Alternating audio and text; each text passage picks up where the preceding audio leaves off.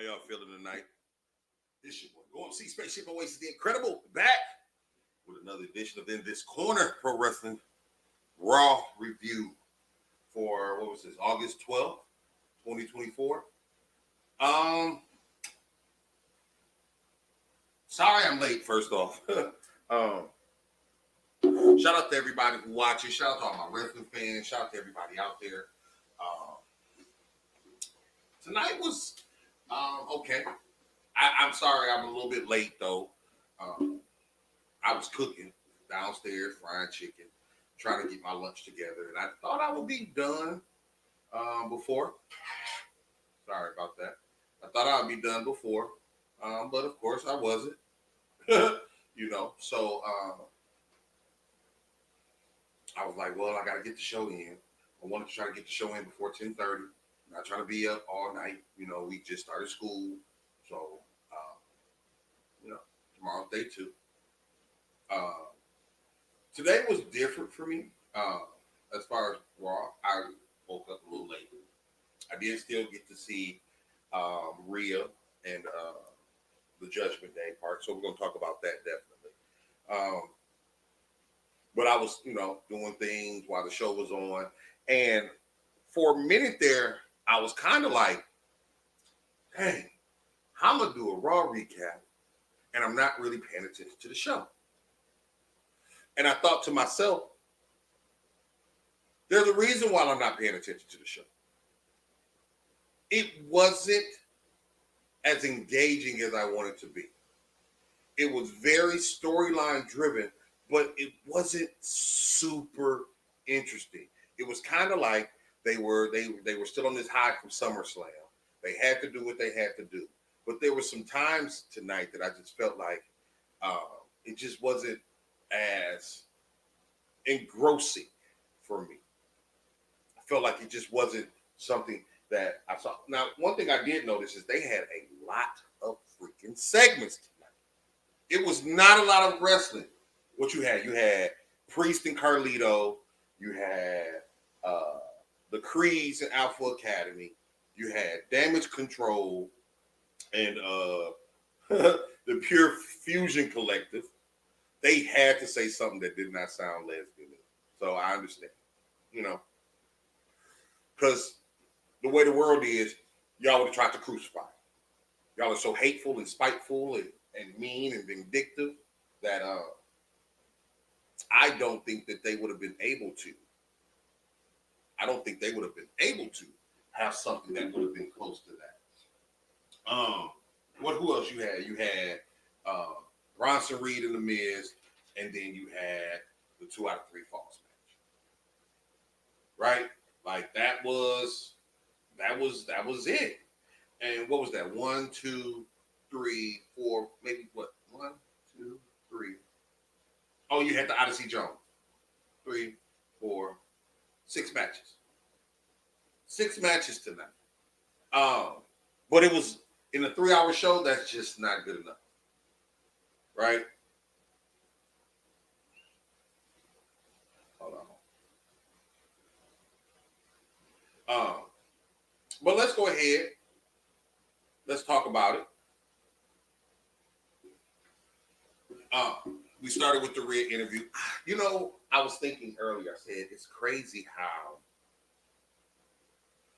everybody hated Judgment Day when they first came. And I reiterate this. And the point of Judgment Day was to make 2 people stars. Edge started Judgment Day with 2 people that were lost in the shuffle. And I did not know if it was going to work. I did not know if it was going to work. I tell anybody, I was not a Damian Priest fan. Rhea was okay. But Rhea was stuck. Like in NXT, she was good when she lost to, I think, was she the one that lost to Raquel? You know what I'm saying? And after that, I was like, okay, she was with Liv. She was doing her thing. She had won title, lost the title to Charlotte. You know what I'm saying? It was weird, right? But the Judgment Day has lifted Priest and Rhea Ripley to superstar. I did not see it. For my money, hot take here. Hot take. For my money, Damian Priest has had the best year. Damian Priest has been the MVP because you have to remember, even him with the start with the storytelling from SummerSlam last year up until this year, Priest has always been in the mix. Priest held it down. Priest became the leader. He became the de facto leader. Then he won. They lost the titles in a very good match at WrestleMania. Very good match. We forget he came in as the tag team champions. He left out as the World Heavyweight Champion. That's a great WrestleMania. I'll upgrade. Rhea got hurt. Judgment Day could have easily fell off when Rhea left. He continued to work hard. He continued to keep them at the forefront. And he built his face turn properly, organically. Like, what? That was crazy. That's crazy, right? So, then you had the Priest and Carlito match. Of course, Judgment Day interferes. Carlito's not going to lose, or Priest ain't going to lose, right? And Rhea almost got the Riptide on Dom. And then I saw like, okay, so that's what it's going to be. That's going to be the crescendo of this feud. When Rhea is able to Riptide Dom, the crowd is going to go crazy. Not even if she beats Liz. She has to Riptide Dom the same night she beats Liz. Now, my question is, do you think that they can keep this? Because on Raw, you don't have many strong female wrestlers that can challenge for the title, especially with Becky out. Do you think they can keep this feud up until WrestleMania? Or does Rhea win, maybe Royal Rumble? Jade wins? Or Bianca wins? The Royal Rumble? And then you have a Rhea Bianca match? But I don't know about that because who they going to cheer for unless Bianca turns? Now, if Bianca turns on Jade beforehand, or even in that match, I don't want Jade to be a heel yet. I don't want Jade to be a heel yet. I do not think that she has the facial quality. I know people talk about her wrestling, but her facial qualities, I don't want Jade. So we had that. Then we had the Bo Dallas segment, right? So we had a Rhea interview. Then we had the Bo Dallas segment, real quick. Him and Gable. I was asking myself when this happened, I said, is the feud with Gable over? Like they won last time. So now we're going to get an Unky Howdy and Gable match. And Gable was in Paris, and Gable came out later on, and he said it's not over.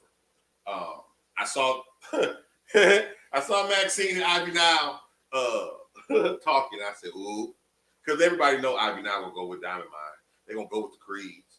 I said, Maxine in trouble. Maxine said she's staying with her family. I said, she's in trouble. Ooh, she in trouble. She finna get fucked up, right? And then you had New Day. I am happy for this angle. I was not an Xavier Woods fan before he got with New Day. And now I'm scared that I'm not going to be a fan of his after he leaves New Day. I hope that there's a swerve somewhere in here where Big E comes out and says, no. Xavier, this is not what we're doing. I do not want Xavier Woods to turn here. I do not. This is the most relevant. They finally got a relevant angle. They have not. New Day hasn't had a relevant angle maybe since as a tag team. Maybe the Usos. COVID WrestleMania when they fought for the titles and it was a triple threat match for the tag titles. Is that the last time New Day has truly been in a relevant feud? I mean, I know we've had Big E win the title. Kofi won the title, but so I'm happy for this. Xavier Woods does have a slow burn. Odyssey Jones ends up fighting some guy named Whiny at the end, quick squash, show him off. I like that they paired him with him, but I don't want Xavier Woods to turn. And now Karrion Kross comes out. They challenge him. Woods is challenging for a tag team match. Woods is still trying to ostracize Odyssey Jones. And Kofi grabs Mike, said, no, we're going to do a 6-man, which pisses Woods off. Is Woods going to turn next week? And then I started thinking to myself, it is too many turns right now in WWE. I don't like all the turns that's going on in WWE. Everybody's turning. You have a fear, like DIY. I think they're going to be a turn. Miz and R-Truth. I'm like, oh man. Last week I was like, oh Miz for the turn, right? Then you got Xavier Woods turn. You got Chad Gable turning. You got Dom turning again, right? Like you have all these people turning, and I don't know. You got Grayson Waller and A-Town Down about to turn. Last week I even paid attention on SmackDown.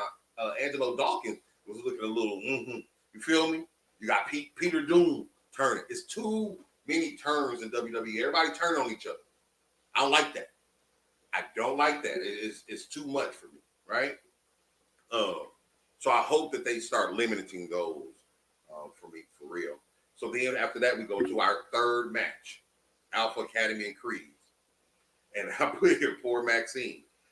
You see Obi Femi, and I love that he was on here. They had Obi Femi on goddamn Raw.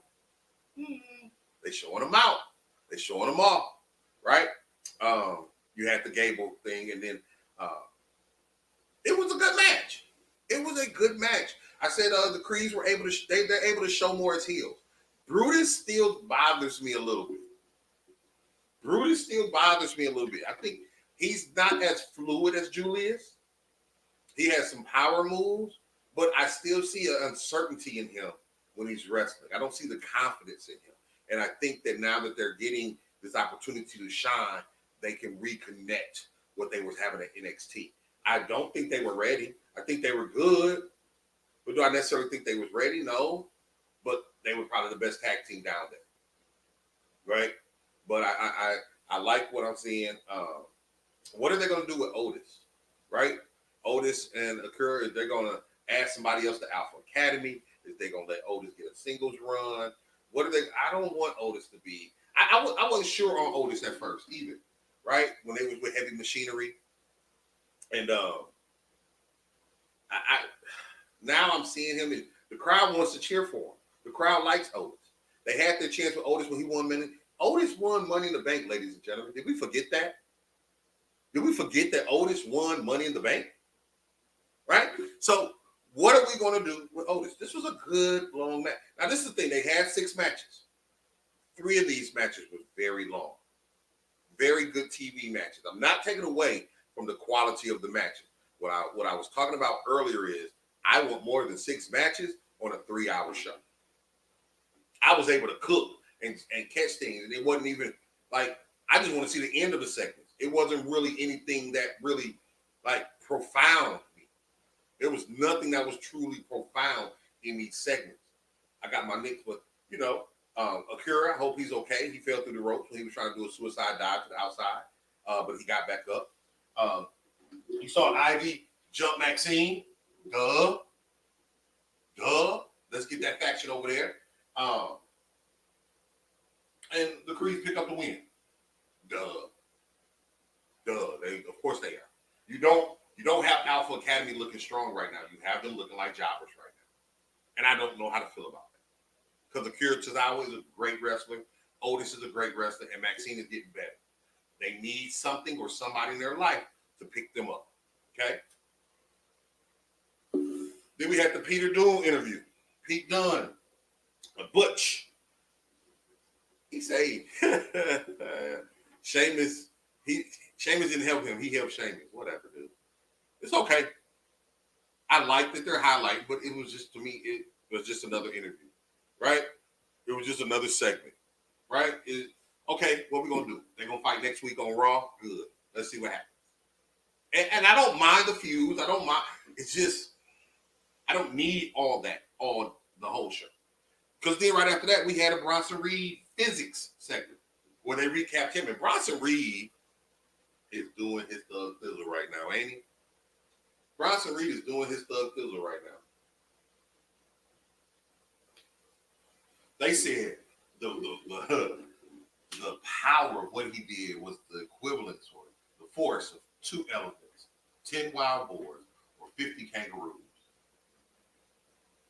They are really trying to push this man to the moon. Um, and I like it. I like how he's taking advantage. I made a comment that I want to see Bronson Reed versus Braun Strowman. I want to see what happens with Bronson Reed versus Braun Strowman, because they have to have him fight in Berlin. He has. Now I'm thinking maybe the Miz, based off what we saw tonight, but he has to beat someone. So when Seth, he can't just hurt people. This ain't Earthquake player. This ain't King Kong Bundy. You have to, and they beat people. You got to beat people, right? So that when Seth comes back and y'all fight, when you beat Seth, because that's my prediction, when you beat Seth, it will mean more. You feel me? I want it to mean more. Shout out Aquabe in the building. But then we had another fucking segment. Jesus Louises. Now you got Damage Control. And you got the Pure Fusion Collective. And I know this segment probably was to get their name out. And we've been waiting. We've been waiting for about a month. What are they going to call themselves? We call them the Stud Line. We call them all types of things, right? But I realized tonight Sonya Deville is a great talker. She's the best out the group. Not a great wrestler, but she's a pretty good talker. But you had Damage Control, and they're getting smaller. Remember, this time last year, Damage Control was 5 deep. No, they were 4. It was close to this time because Kyrie came back, right? So you had Bayley, Asuka, Io, Dakota, and Kyrie. Now you just got a tag team. And so I'm thinking maybe bring Julia up to the main card. If Asuka's not ready to come back, Dakota's not dependable. Dakota gets hurt once, twice a year. And hopefully, I pray that this injury is not a big injury, but the fact is, Dakota has to stay healthy. Dakota does not even wrestle enough. Dakota doesn't even wrestle enough to be so injury prone. What up, Adwa? Peace. Just talking a little wrestling. You know, I'm a wrestling fan for all those this is in this corner. I'm a big wrestling fan, so we talking wrestling over here tonight. So then you had them talking about their match for the number 1 contendership. And in my mind, I'm like, once again, what are they going to do with Jade and Bianca? What are they going to do with Jade and Bianca? So they had their match. And Fire, I like Isla Dawn. She has some moxie. She has some charisma. Alba Fire, she's okay. She's okay. But, so you have this match, pretty decent match. As soon as Io hits the over the moonsault, here comes Isla Dawn. Breaks it up. So, and it's weird to me, right? Because it's like you stopped her from pinning them, but they won by disqualification. So they're still the number 1 fucking contenders. You stopping the pinfall did nothing. They still won. So I guess we're going to have Damage Control versus Isla and all that. I want to see a TLC ladies ladder match. Give it to me. Give me Pure Fusion, Damage Control, Isla and Fire. Dawn and Fire, and Bianca and Jay. Give it to me. Go ahead, give it to me. Give me a TLC match. Right? Because you're keeping them active over here. You're keeping them active over here. And I like that they're trying to do something with the women's division finally. I think, after they won, they had to let Dawn, process and do what she had to do, right? But now they've been on every show. They was on NXT, they've been on Raw, they've been on SmackDown. So they're doing what they're supposed to do. Now let's make it culminate. Because I still don't know if everybody's connected to all the wrestlers involved in this, besides Jade and Bianca. Dawn and Fire, they get lukewarm reactions. Damage Control because Io is amazing, Kyrie is amazing, and the Pure Fusion, the PFCs, we'll call them the PFCs. They are who they are. I'm a Baszler fan. I like Zoe. Sonya is okay. She's mid, but they're not bad. But it just takes time to cultivate these groups. Then you had this hilarious segment, right, of Miz, Truth, and Randy Orton. And Miz, Truth was apologizing, told him he's gonna fight Braun, right, for the title. Miz, and I'm sitting here like, okay, Braun Strowman. I did not think Bronson Reed.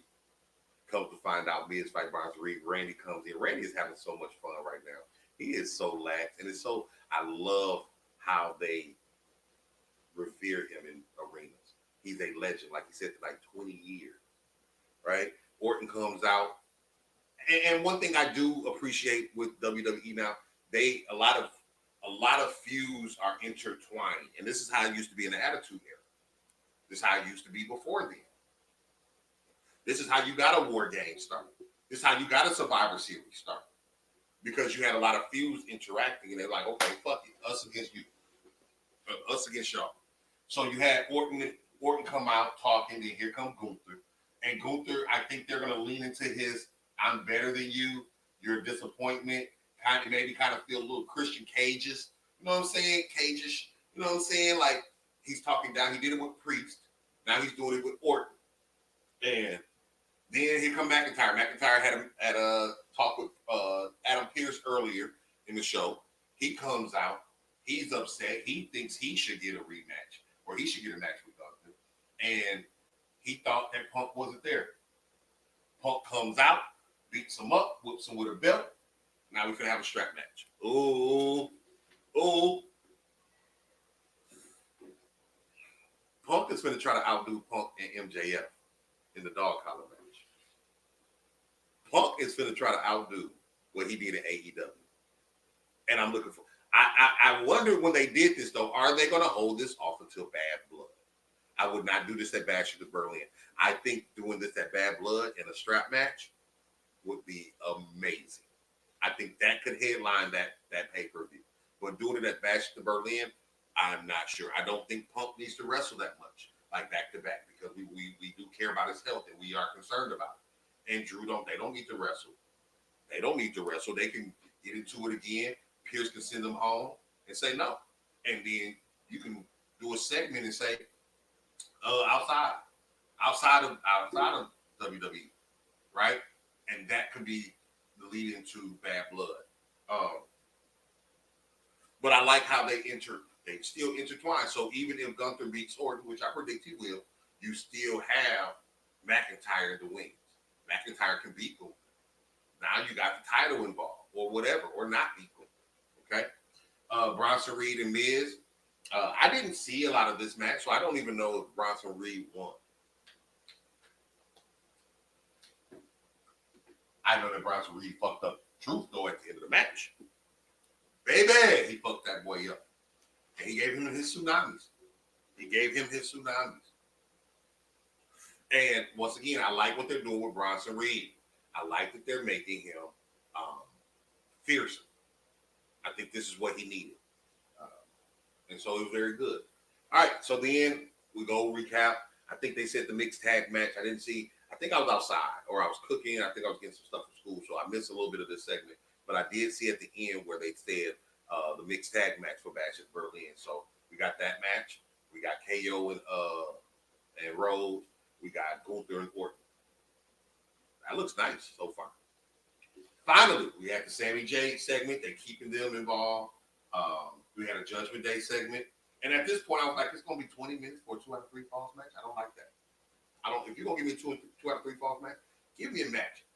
And when I was watching this match, it was a good match. But it was mainly a good match at the third fall. It picked up. At the beginning of the match, I said, Braun ain't even running fast. Like, I think it was a time when he had him in a headlock or something, he pushed him against the rope, and Braun came off the ropes, and Braun wasn't, we know how fast Braun can hit them ropes. And so it was like they was in cruise control until they got to the third fall.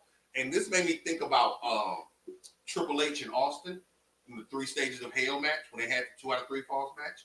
It went boom, boom, boom the whole match. If you're going to do a 2 out of 3 falls match, it should be power-packed the whole thing.